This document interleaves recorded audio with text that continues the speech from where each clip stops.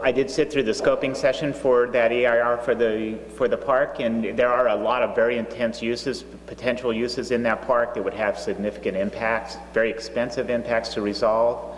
And one of the most expensive one of those is in fact the community center, which would generate tremendous amounts of traffic and create parking and visual issues in the park. Looking at what is now the demographics of Napomo, I'm not sure that that is in fact the best location, that in fact somewhere closer to the freeway or on the east side might be the best location for a community center.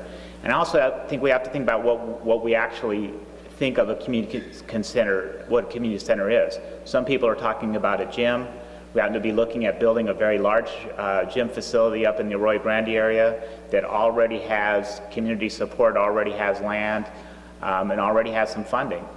So if it's just a pure recreational use and a large recreational use, I think we might be thinking as think regionally.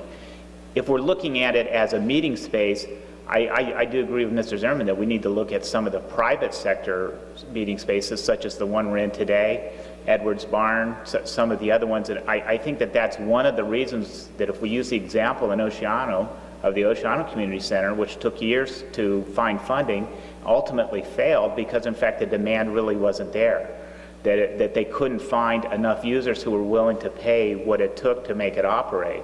So I think before we move too much farther forward, we need to verify that in fact there is demand for a community center, not just desire.